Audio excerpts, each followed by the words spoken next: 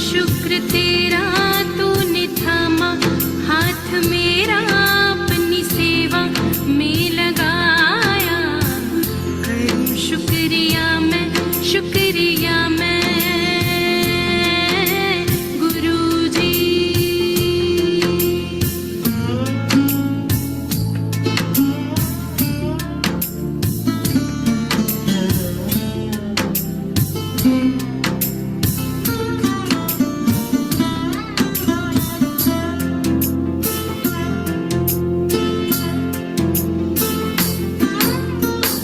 घर परिवार मेरा तेरा कर्जाई है।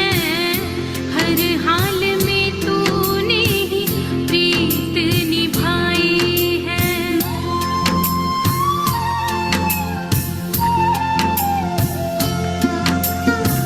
घर परिवार मेरा तेरा कर्जाई है।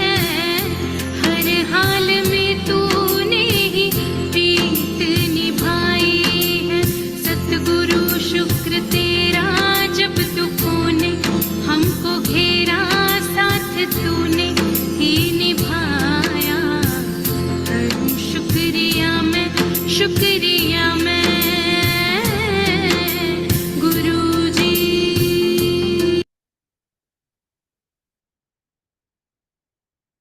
ओम शांति।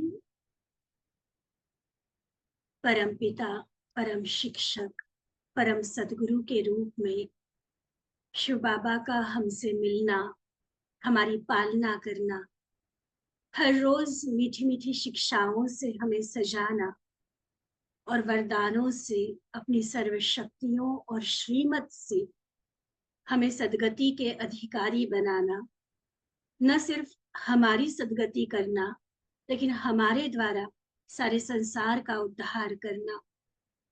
जितना भी याद करे बाबा के एहसान, बाबा ने जो हम पर उपकार किए हैं, दिल स्वतः ही बाबा का शुक्रिया मानता रहता है और दिल से ऑटोमेटिकली ये आता है कि बाबा आपने हमारे लिए इतना कुछ किया, अब हम आपके लिए क्या करें।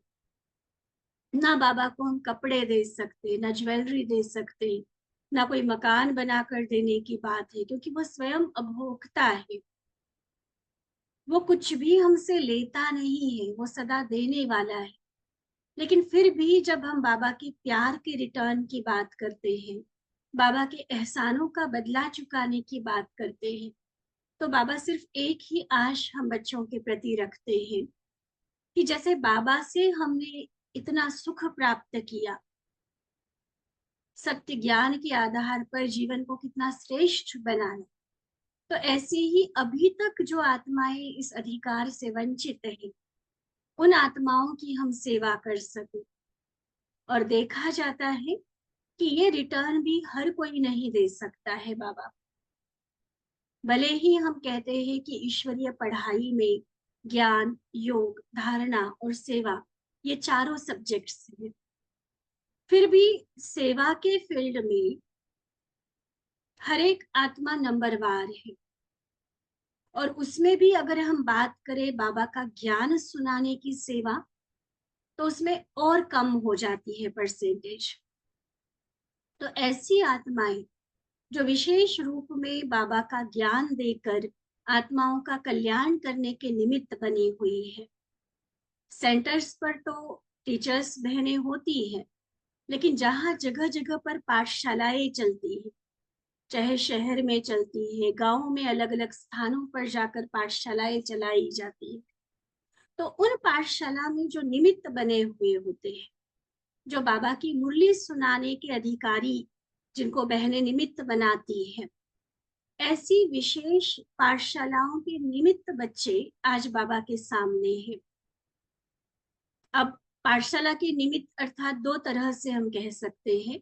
एक जो वहां संभाल कर पूरी केयर कर रहे हैं, उस स्थान की देखभाल कर रहे हैं, लोगों को इकट्ठा करना, कोई प्रोग्राम ऑर्गेनाइज करना, उसमें जो टोटली आगे रहते हैं, जो वहीं के रहने वाले हैं।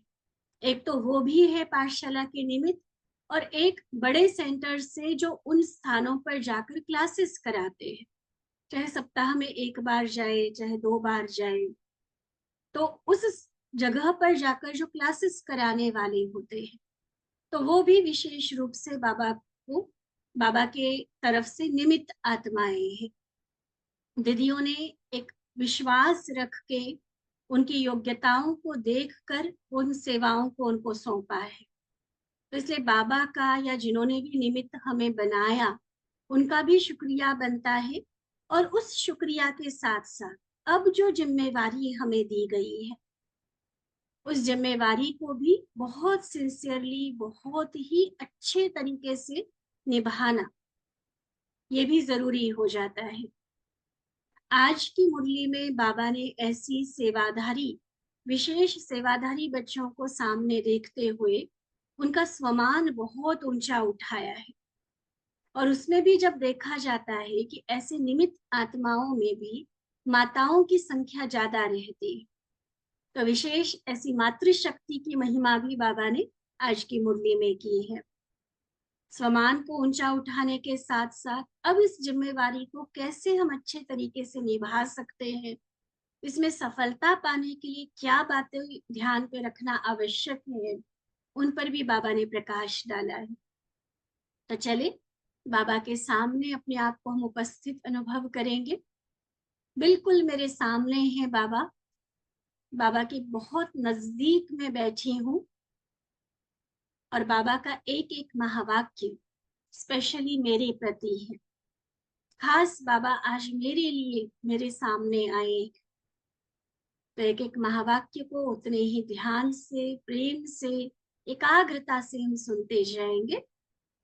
21 मार्च 1983 की बाबा की ये मुरली, जिसका सार है गीता पाठशाला चलाने वाले भाई बहनों के सम्मुख अव्यक्त बाप दादा के महावाक्य।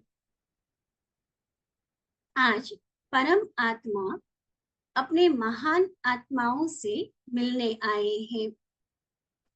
बाप दादा सभी बच्चों को महान आत्माएं देखते हैं।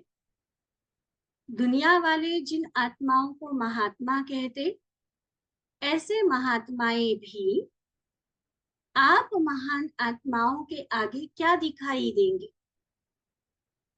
बाबा ने इतना महान, इतना श्रेष्ठ हमें बना दिया, जो दुनियावी रीति से जो महात्माएं हैं, वीआईपीज है या धर्म के बड़े हैं, वो भी हमारे आगे जैसे फीके पड़ जाते हैं।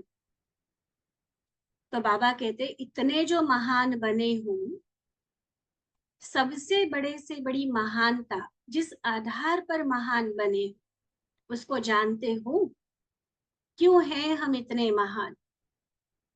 जो बाबा कहते कि सांसारिक रीति से बड़े बड़े लोग भी आपके सामने छोटे हैं, ऐसे महान किस आधार पर बने हम।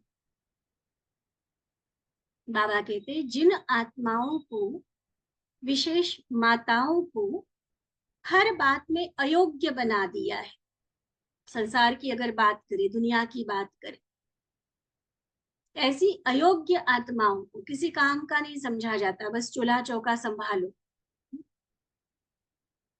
तो ऐसी आत्माओं को योग्य अर्थात बाप के भी अधिकारी आत्माएं बना दी।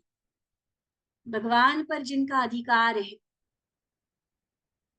ऐसे अधिकारी बना दिए जिनको चरणों की जूती समझा जाता था, बाबा ने उन्हें नैनों का नूर बना दिया।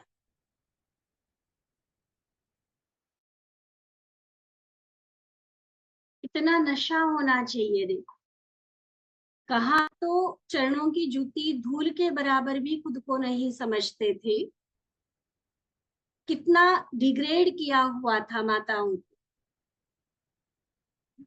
जैसे एक जूती टूट जाती है तो दूसरी ले लेते हैं, ऐसे मतलब एक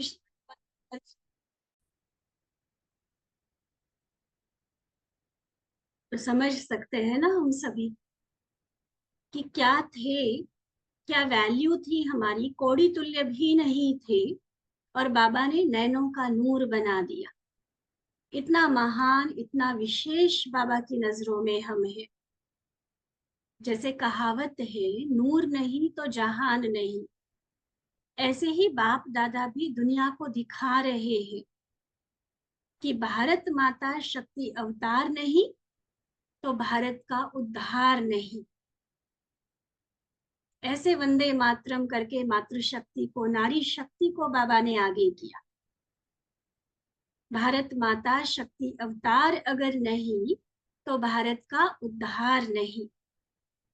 ऐसे अयोग्य आत्माओं से योग्य आत्मा बना दिया तो महान आत्माएं बने ना, जिन्होंने भी बाबा को जाना और जानकर अपना बनाया, वह महान है। पांडवों ने भी जाना है और अपना बनाया है ना, या सिर्फ जाना है? जैसे माताओं की तो बाबा ने महिमा की, लेकिन फिर आगे क्या कहा? ये सिर्फ माताओं के लिए महानता वाली बात नहीं कह रहे बाबा। जो भी आत्मा, चाहे नर है व नारी है, जिस भी आत्मा ने बाबा को जाना, अपना बनाया, हम बाबा के बन गए, अर्थात महान हो गए। तो अपना बनाने वाले हो ना। जानने की लिस्ट में तो सभी है, लेकिन अपना बना लेना, इसमें नंबरवार बन जाते हैं। अपना बनाना अर्थात अपना अधिकार अनुभव होना, और अधिकार अनुभव होना अर्थात सर्व प्रकार की अधीनता समाप्त होना। सोचो, किसको अपना बनाया? भगवान, जो सर्वशक्तिमान है, जो तीनों लोकों का मालिक है, जो प्रकृति का भी पति है, रचयिता है। उस सर्व समर्थ परमात्मा को मैंने अपना बनाया, जो तीनों लोकों की सबसे सर्वोच्च हस्ती है।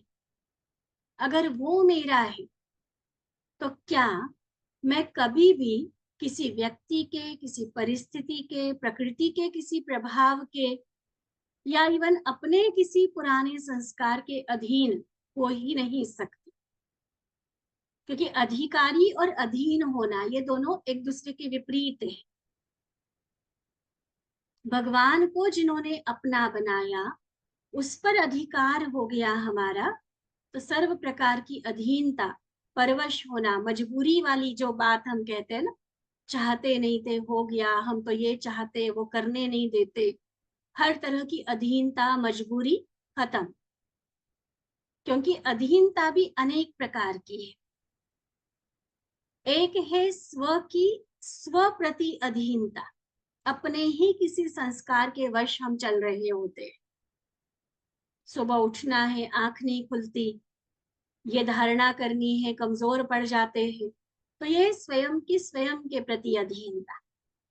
दूसरी, सर्व के संबंध में आने की, मैं तो चाहती हूँ, पति नहीं करने देता, बेटा नहीं करने देता, पत्नी ऐसा बोलती है, हाँ? तो दूसरों के संबंध के प्रभाव में आकर उनके अधीन हो जाते हैं। चाहे ज्ञानी आत्माएं, चाहे अज्ञानी आत्माएं, उनके प्रभाव में हम ज्यादा आ जाते, तो उनके संबंध संपर्क द्वारा जो अधीनता होती है, ये दूसरी प्रकार की अधीनता। और तीसरी है प्रकृति व परिस्थितियों द्वारा प्राप्त हुई अधीनता। तीन अधीनताएं: स्व के स्व प्रति अधीनता, दूसरों के जो हम अधीन होकर चलते हैं, जो भी संबंध संपर्क की आत्माएं हैं, अपना बुद्धि, अपना विवेक, श्रीमत कुछ और कह रहा है, लेकिन हम उनके मत के प्रभाव में ज्यादा आ जाते, तो ये दूसरों के प्रति अधीनता। और तीसरा, प्रकृति या अलग अलग तरह की जो परिस्थितियां जीवन में आती है, वो भी हमें कहीं ना कहीं मजबूर या अधीन कर देती है। और अधिकारी का अर्थ क्या है? तीनों प्रकार की अधीनता समाप्त। अगर तीनों में से किसी भी अधीनता के वश है, तो सिद्ध है कि सर्व अधिकारी नहीं है। इसका मतलब बाबा को पूरा अधिकार से हमें अभी अपना बनाना नहीं आया है। नहीं तो आप खुद सोचो, भगवान, महिमा सुनी ना बाबा की, भगवान मेरी मुट्ठी में, अधिकार का मतलब क्या है? कि वो मेरा कहना मानता है। मैं जो चाहूं वो उससे करा सकती हूँ। तो क्या भगवान का कहना ना मानने वाला कोई हो सकता है कि जो मैं उसके अधीन हो रही हूँ, चाहे स्वयं के संस्कारों के, चाहे किसी व्यक्ति के, चाहे प्रकृति के, चाहे परिस्थिति के। अगर भगवान पर मेरा पूरा अधिकार है तो अधीनता रह ही नहीं सकती है। फिर ये हर तरह की मजबूरी, एक्सक्यूजेस, बहानेबाजी, ये सब खत्म। अधीन ही नहीं है ना। जो श्रीमत कह रही है, जो मेरा विवेक मान रहा है, वही सत्य कर्म, सत्य संकल्प, सत्य बोल हमारे होंगे। अधीनता वाली बात नहीं होगी कि चाहते नहीं थे और हो गया, ये समाप्त सब कुछ। तो अब अपने को देख कि अपना बनाना अर्थात अधिकारी बनने का अनुभव सदा और सर्व में होता है। अधिकारी का अनुभव एक तो सदा होना चाहिए, कभी कभी नहीं, और सर्व में। जो 3 बातें बताई उन सभी में, ऐसा नहीं कि एक परिस्थिति में पास हो गए, दूसरे में फेल हो गए, नहीं, सर्व में। तो ये देखो कि सदा और सर्व में होता है, वह कभी कभी और किसी किसी बात में होता है, और किसमें नहीं होता है। बाप दादा बच्चों की श्रेष्ठ तकदीर को देख हर्षित भी होते हैं, क्योंकि दुनिया की अनेक प्रकार की आग से बच गए। झुलस रही है दुनिया सारी, विकारों की आग में, ईर्ष्या द्वेष की आग में, काम क्रोध की आग में, और उन सभी तरह की आग से बाबा ने बिल्ली के पुंगरों के मुआफिक हम बच्चों को सेफ कर दिया, एकदम सुरक्षित अपनी शरण में ले लिया। आज का मानव अनेक प्रकार की आग में जल रहा है, और हम कहाँ हैं? ये कितनी नशे की, कितनी खुशी का पारा चढ़ाने वाली पॉइंट। दुनिया के मनुष्य अनेक तरह की आग में जल रहे हैं, और आप बच्चे शीतल सागर के कंढे पर बैठे हुए हो, जहां सागर की शीतल लहरों में अतीन्द्रिय सुख की, शांति की प्राप्ति में समाये हुए हो। होता है अनुभव ऐसा? एटॉमिक बॉम्ब्स या अनेक प्रकार की बॉम्ब्स की अग्नि ज्वाला जिससे लोग इतना घबरा रहे हैं, वो तो सिर्फ सेकंड की, मिनटों की बात है। वो आग बड़ी आग नहीं है। लेकिन आजकल अनेक प्रकार के दुख, चिंताएं, समस्याएं, यह भिन्न भिन्न प्रकार की चोट जो आत्माओं को लगती है, यह अग्नि जीते जीते जी जलाने का अनुभव कराती है।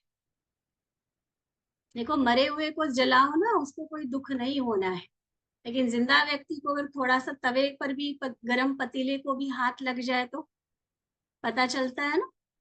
और जीते जी अगर किसी को जलाया जाए, सोचो कितने दुख का अनुभव है। तो वो एटॉमिक बॉम्ब्स वगैरह तो सेकंड में आत्मा शरीर छोड़ेगी। अगर विश्व युद्ध होगा, इस तरह का कुछ विनाश का सीन चलेगा, बाबा उस आग की बात नहीं कर रहे हैं।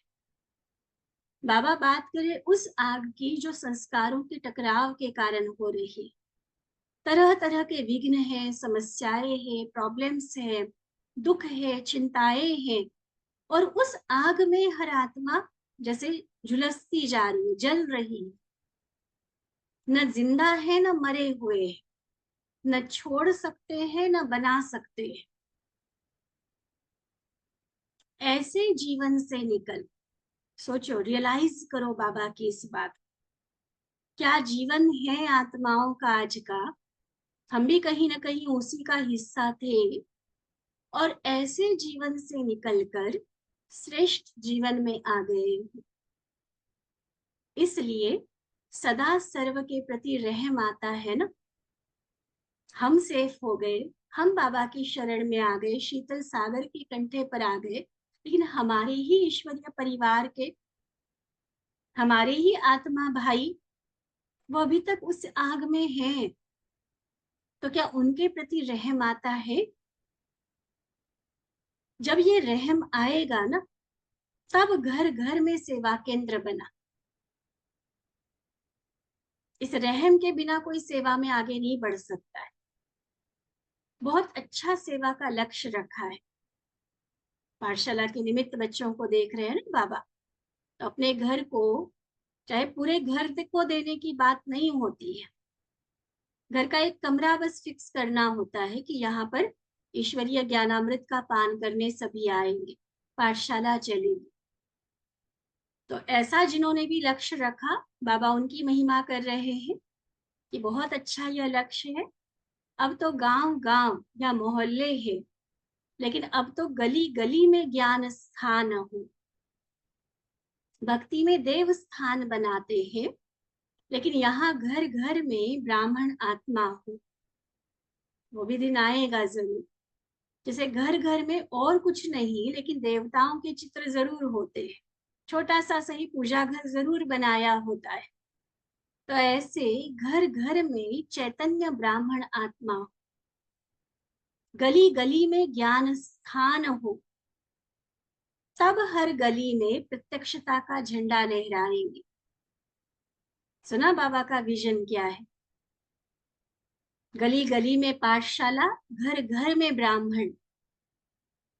अभी तो सेवा बहुत पड़ी है ना? या कर ली सेवा पूरी सारी? ये हो गया जो बाबा कह रहे हैं, गली गली में पाठशाला और घर घर में ब्राह्मण। नहीं हुआ है ना? तो सेवा अभी बहुत है। फिर भी बच्चों ने हिम्मत रख जितनी भी सेवा की है, बाप दादा हिम्मतवान बच्चों को मुबारक देते हैं और सदा मदद लेते हुए आगे बढ़ने की शुभ आशीर्वाद भी देते हैं। हिम्मत रखी तो मुबारक भी दिया, और आगे के लिए भी बाबा शक्ति भर रहे हैं, शुभ आशीर्वाद दुआएं दे रहे हैं।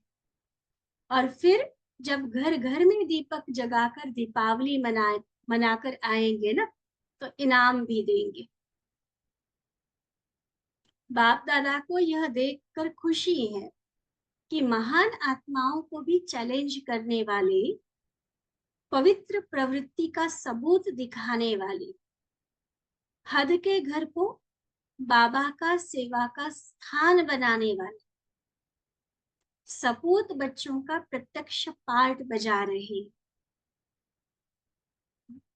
है। लौकिक घर, लेकिन उसी में से एक कमरा बाबा की सेवाओं के लिए फिक्स कर दिया। स्वयं संपूर्ण पवित्र प्रवृत्ति मार्ग में जी रहे हैं, तो महात्माओं के लिए तो चैलेंज है ना। ये है हद का घर, लौकिक घर, लेकिन वो बाबा का सेवा स्थान बन गया। तो ऐसे सपूत बच्चों को देखकर क्यों नहीं खुशी होगी बाबा को? बाप दादा ऐसे सेवाधारी बच्चों को देख सदा हर्षित होते रहते हैं। इसमें भी संख्या ज्यादा माताओं की है। अगर पांडव किसी भी बात में आगे जाते हैं, तो शक्तियों को सदा खुशी होती है। बाप दादा भी पांडवों को आगे करते हैं। पांडव स्वयं भी शक्तियों को आगे रखना जरूरी समझते हैं। पहली कोशिश क्या करते हो? मुरली कौन सुनावे? इसमें भी ब्रह्मा बाप को फॉलो करते हो ना? सुनी है ना साकार की बातें? भले ब्रह्मा बाबा में शिव बाबा आकर मुरली सुनाते थे, लेकिन ब्रह्मा बाबा से भी पहले मुरली कौन सुनाता था? है ना ध्यान पे? पहले मम्मा की क्लास होती थी, फिर बाबा की मुरली चलती थी। शिव बाप ने ब्रह्मा माँ को आगे बढ़ाया, और ब्रह्मा माँ ने सरस्वती को, मम्मा को आगे रखा। तो फॉलो फादर मदर हो गया ना। तो भाई भी क्या करते हैं? नहीं बहन जी मुरली आप सुनाओ। चाहे टीचर्स बहने, समर्पित बहने हैं, चाहे माताएं भी कहीं सेवाओं में जाती है, तो मुरली सुनाने का, ज्ञान सुनाने के लिए आगे किसको रखा जाता है? ठीक है, पांडव कम नहीं है, ऐसा नहीं कि पांडव सुना नहीं सकते हैं। पांडव भी सुनाते हैं, सेवा करते हैं, लेकिन मेजॉरिटी देखी जाए या आगे रखने की बात अगर की जाए, तो उसमें माताओं बहनों को आगे किया जाता है। बाबा कहते सदैव यह स्मृति में रहो, किसी को आगे बढ़ाने से हम पीछे नहीं हो रहे हैं, आगे बढ़ाने में भी आगे बढ़ना समाया हुआ है। जब से बाप दादा ने माताओं के ऊपर नजर डाली, तब से दुनिया वालों ने भी लेडीज फर्स्ट का नारा जरूर लगाया। अगर हम 1936 के पहले की अगर माताओं की स्थिति देखें, मुगलों के काल में, अंग्रेजों के काल में कितनी बुरी हालत हो गई थी माताओं की। उससे पहले तो फिर भी अच्छा था, हमारी भारत की संस्कृति में हमेशा नारियों का सम्मान रहा है। लेकिन जब से मुगलों का, अंग्रेजों का राज्य हुआ, चाहे नारी की सुरक्षा के कारण को हो, चाहे अपनी पुरुष प्रधान संस्कृति के कारण को हो, माताओं को बहुत पीछे कर दिया गया। ऊपर कहा ना बाबा ने, जैसे पैरों की जुत्ती के बराबर कर दिया। कोई वैल्यू ही नहीं थी जीवन में। 4-4, 10-10 विवाह भी हो रहे हैं एक पुरुष के, कोई वैल्यू ही नहीं थी। और ऐसी माताओं को बाबा ने आकर ज्ञान का कलश दिया मस्तक पर। सबसे पहले वंदे मातरम, भारत माता शक्ति अवतार का नारा बाबा ने लगाया। तब दुनिया में भी लेडीज फर्स्ट का सिलसिला शुरू हो। आजकल देखो हर बात लेडीज के लिए रिजर्व सीट्स होती है, चाहे वो राजनीति हो, चाहे कोई भी किसी तरह की जॉब हो, पढ़ाई लिखाई में, हर हर फील्ड में अब बहनें माताएं कितना आगे बढ़ रही है। इन शुरुआत कहाँ से हुई? नारा लगाते हैं ना लेडीज फर्स्ट का। भारत की राजनीति में भी देखो, सभी पुरुष भी नारी के लिए महिमा तो गाते हैं ना। ऐसे तो पांडव भी किसी हिसाब से नारियां ही हो। आज बाबा टोटल देह का भान बुला रहे हैं। एक परम साजन की हम सभी सजनियां हैं। तो कौन हुए सभी? शरीर से चाहे पुरुष है चाहे नारी है, सभी आत्मा रूप से बाबा कहते चाहे पांडव हो चाहे शक्तियां हो, सभी नारियां ही। आत्मा नारी है और परमात्मा पुरुष है। हम हमेशा देखो आत्मा की जब भी बात करते ना, आत्मा करती है, आत्मा जा रही है, आत्मा सोच रही है, आत्मा पावन बनी है, आत्मा पतित बनी है, सारा स्त्रीलिंग में यूज करते हैं।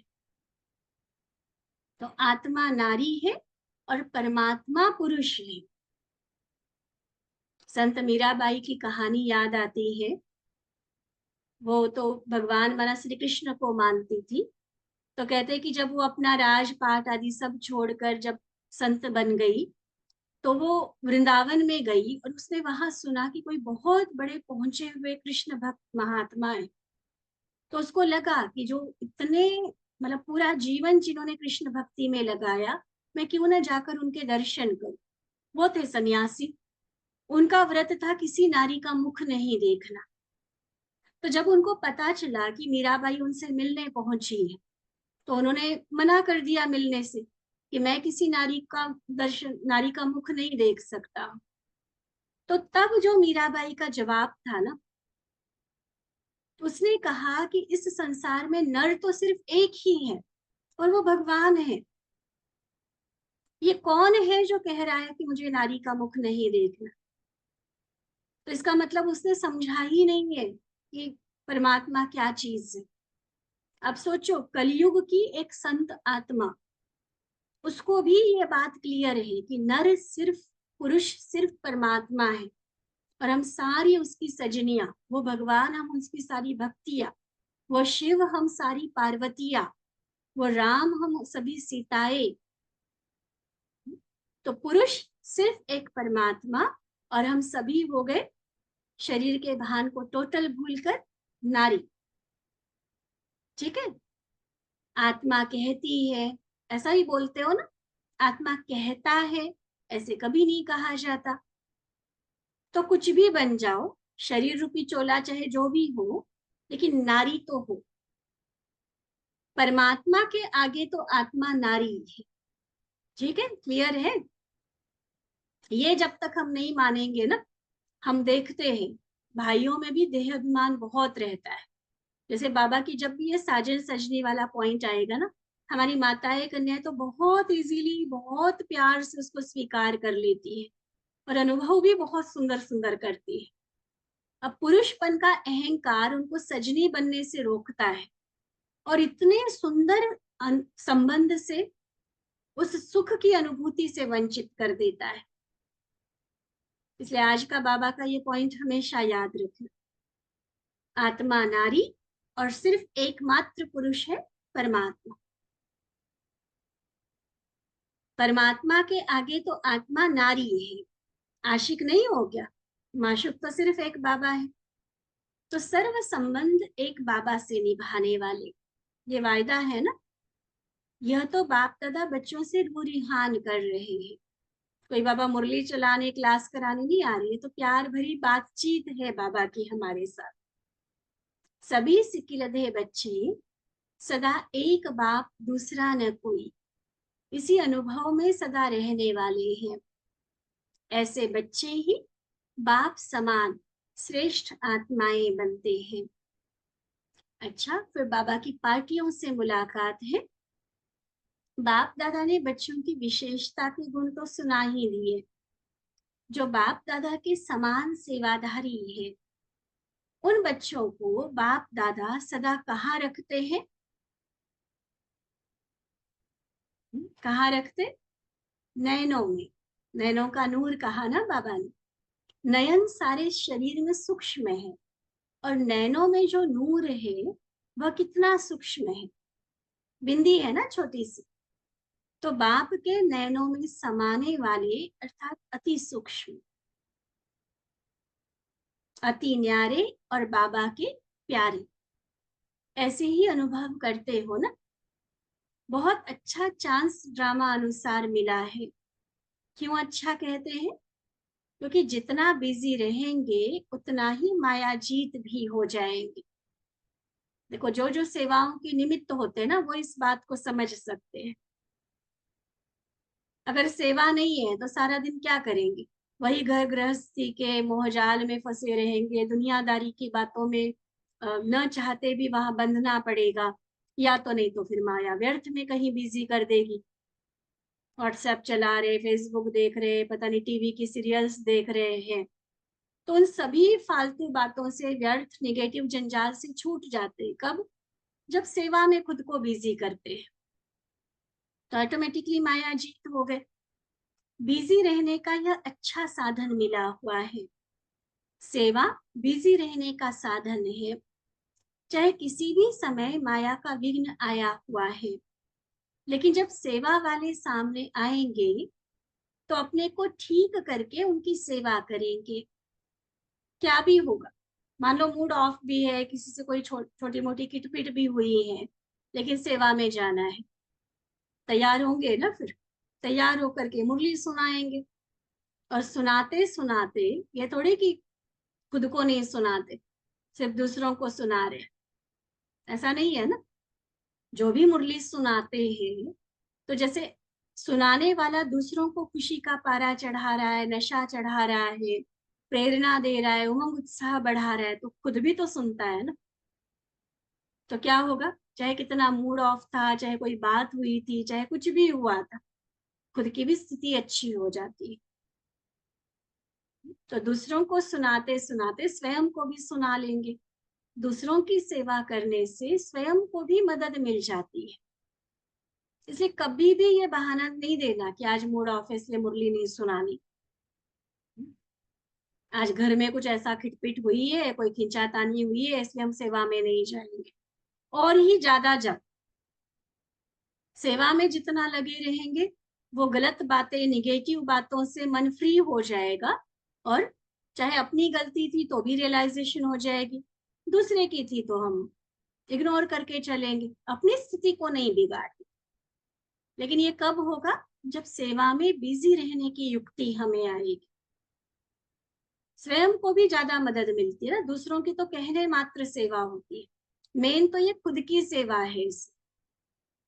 हमने देखो व्यक्त मुरली की क्लास का शुरू किया, तो इसमें भी लक्ष्य यही था कि खुद से पढ़ी नहीं जा रही है, कुछ दिन पढ़ के फिर छूट जाती है, लेकिन सबके लिए शुरू करेंगे, सबको भी कुछ ना कुछ मिलेगा, हमारी भी एक रेगुलर स्टडी हो जाएगी, ताकि बाबा का कोई भी महावाक्य हमसे मिस ना हो। और एक्सप्लेनेशन के साथ करते हैं, खुद भी मंथन हो जाता है, उतना नशा चढ़ता है, उतनी खुशी रहती है। तो अपनी स्थिति पावरफुल बनाने के लिए देखो कितनी मददगार साबित होती है। तो सेवा हमेशा फायदा ही दिलाती है, डबल फायदा दिखा रहे बाबा। एक होता है देखो अपना पुरुषार्थ करना, उसमें सिर्फ स्वयं का फायदा हो, लेकिन दूसरे के सहयोग का साधन जब हम बन जाते हैं, दूसरों की सेवा जब हम करते हैं, तो उनकी भी सेवा, खुद की भी सेवा। दूसरों की सेवा करने से स्वयं को भी मदद मिल जाती है। इसलिए बहुत बहुत श्रेष्ठ साधन मिला हुआ है सेवा का। प्रवृत्ति संभालते सेवा की जिम्मेवारी भी संभाल रहे हो, यह भी डबल लाभ हो गया। यह तो रास्ते चलते खुदा दोस्त द्वारा जैसे बादशाही मिल गई। डबल प्राप्ति, डबल जिम्मेवारी, लेकिन डबल जिम्मेवारी होते हुए भी डबल लाइट। ठीक है ना? ऐसा तो नहीं कि घर भी संभालो, पाठशालाओं में भी भागो, हम तो बड़े परेशान हो गए, कहेगा कोई? जिनको अनुभव है वो भी लिख सकते हो, और जिनको अनुभव नहीं है, तो जिनको अनुभव है उनको पूछो कि आप लोग जो जाते हो, भागते रहते हो, सर्दी हो, गर्मी हो, बरसात हो, ये जो जाते हो गाड़ी में बैठ बैठ के सेवाओं में जाते हो, रास्ते कैसे है, क्या है, कोई फिक्र नहीं, तो खुशी लेकर लौटते हो या भारी हो जाते हो? पूछना कभी। तो क्या जवाब मिलता है? लिखो जो जाते हैं, जिनको है अनुभव, और हल्का महसूस करते हैं। ऐसा नहीं कि घर की जिम्मेवारियों में कोई हम लापरवाही कर रहे हैं, वहां अलबेले नहीं बन रहे, वो भी अच्छे से निभा रहे हैं, लेकिन थोड़ा सा टाइम को, थोड़ा सा अपने वहां के कार्यों को मैनेज करके सेवाओं में निकलते हैं। तो सेवाओं में निकलने से क्या होता है?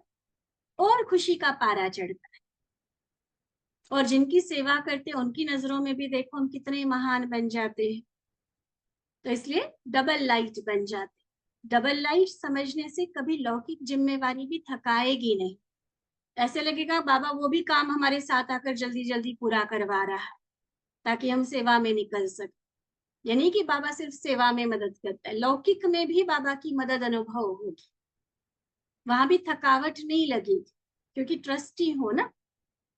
ट्रस्टी को क्या थकावट? अपनी गृहस्थी, अपनी प्रवृत्ति समझेंगे तो बोझ है, और हूं ही ट्रस्टी, अपना है ही नहीं, तो बोझ किस बात का?